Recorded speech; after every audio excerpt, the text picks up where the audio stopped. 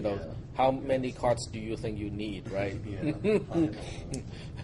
I got to have a good reason to buy a 1 kilowatt power supply, right?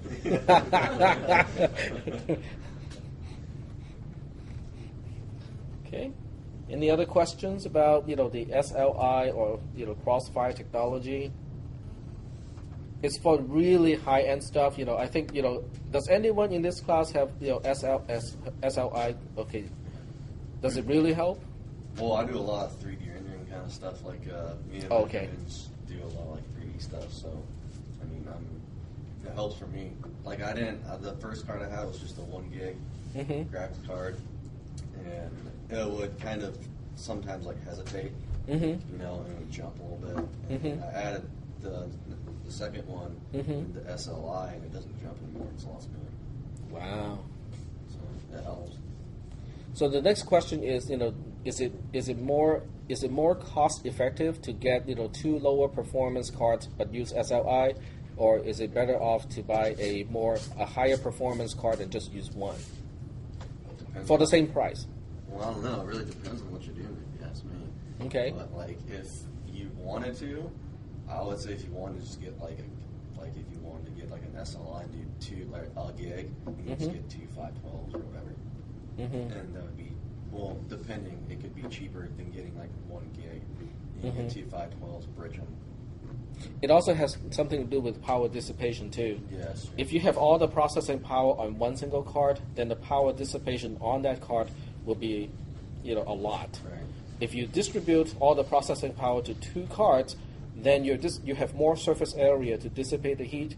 So the chances of your video card or the graphics processor dying because of heat will be lower. It's easier to extract the heat that way. That's true. Yep. So there are those considerations. Very good. So now, okay, let me close this one because we don't need this for this class. Okay, so what else is offered on the motherboard itself? How about the speed of memory? Wouldn't that be one of the concerns too? So we'll go ahead and specify that. Okay. Memory speed and number of slots. So in terms of memory speed, they're typically 1333 megahertz, but you can buy ones that are faster. And there are also motherboards that are more friendly to people who want to overclock. So there are those considerations. I personally do not overclock anything, so I don't have any experience to share in terms of how easy it is or how safe is it to overclock your motherboard and your processor. Okay. Any questions? Yep. So why aren't you looking at video on the motherboard, onboard video? The onboard video is on the i5 processor in this case. So your motherboard does not need to offer any graphics capabilities. Sorry? Output. Like VGA output. VGA output is coming from the back of the on the motherboard, yes. Some motherboard doesn't have it. Like cheap ones don't have it. Okay. So yeah. But most Core I type motherboards should have a VGA port because the Core I processor itself has a graphics processing unit on it. So basically, there'll be a video slot for the processor will supply the video. Yeah, the processor will give you the support of the video, but it does not have anything to get the signal out. So the motherboard will still need to have the VGA or the DVI connector in order to bring the video signal out. Most Core I type motherboards will bring it out anyway because the processor has built-in support for graphics.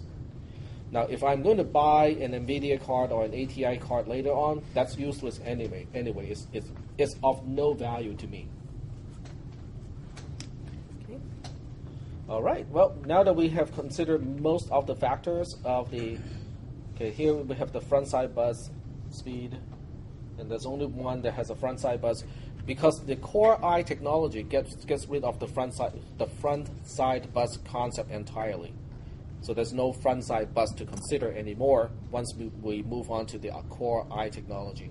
In the old Core 2 technology, we do have the front side bus, so you have to specify a motherboard that has a matching speed for the front side bus. But we don't have that anymore. with the Core i technology.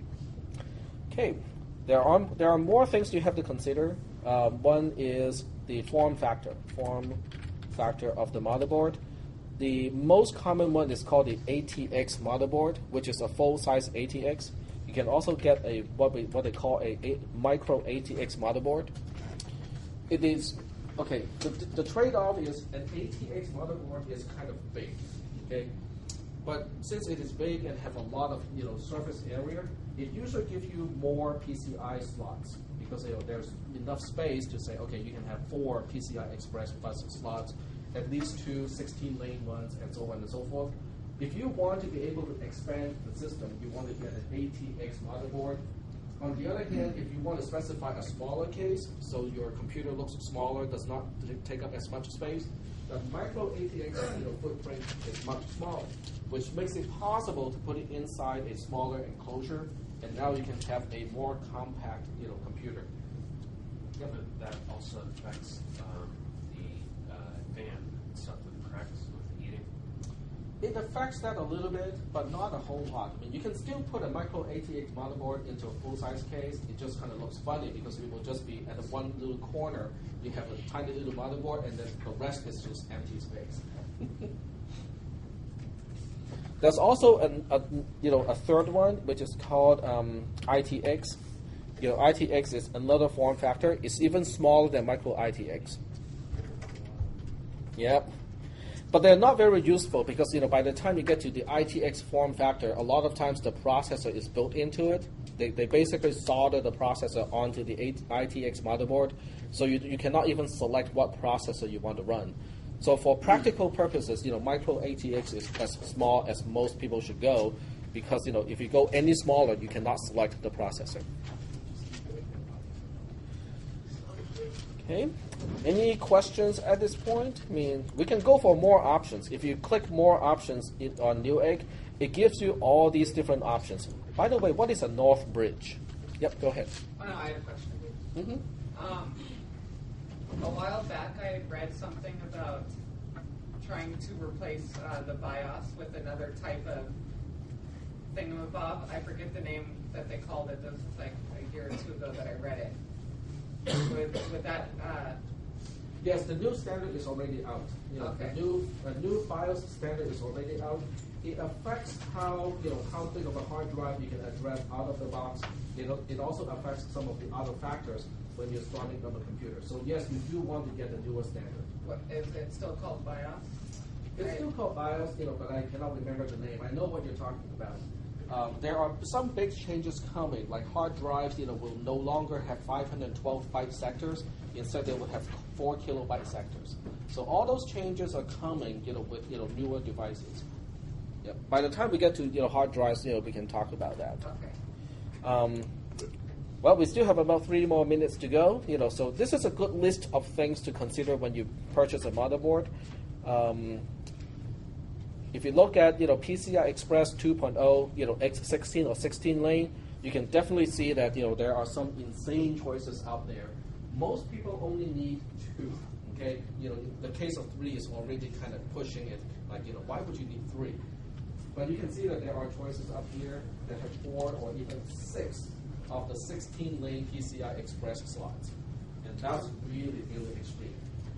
But the other thing about PCI Express is you can have a 16-lane slot. You can put a 1-lane card on it, and it will work just fine. Okay, so that means physically speaking, all slots of the last choice here, every slot can accommodate a 16-lane card. But if you have a mixture of 1, 2, 4, 8, and 16-lane card combination, it will work just fine too. Okay, it's just a matter of how expensive is this particular motherboard. Is it going to be a lot more expensive, or is it not too expensive? And we also have a limitation of how much memory can be installed. So right here we have only 2 choices. So 16 gigabytes seems to be the limit these days of how much RAM you can install on a single motherboard. I cannot think of anything that can consume that much memory except for virtualization. Okay, if you run a lot of virtual machines, each virtual machine can consume 1 or 2 gigs of RAM. So with 16 gigs of RAM, you can run 4 or 6, virtual machines comfortably, but not, much more than that. But for most people, 8 gigabytes is not going to be a problem. By the time it is a problem, it's probably time to change your processor anyway.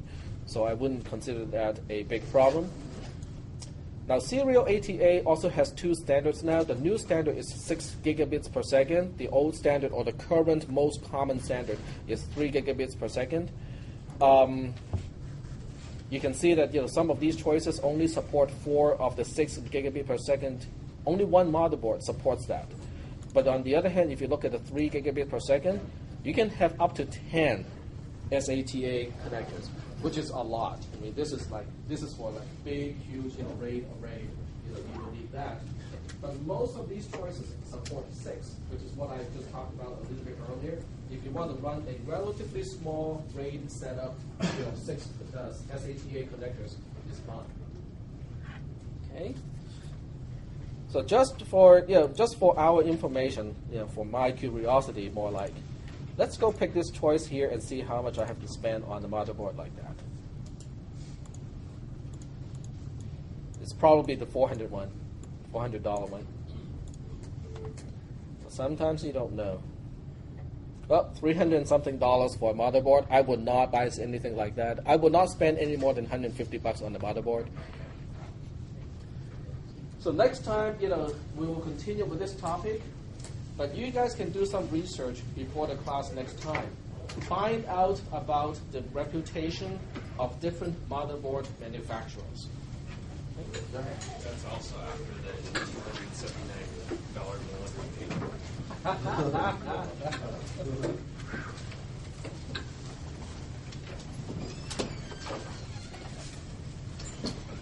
Oh, I forgot to take roll today. It's okay, we can do it. I'll do it next week.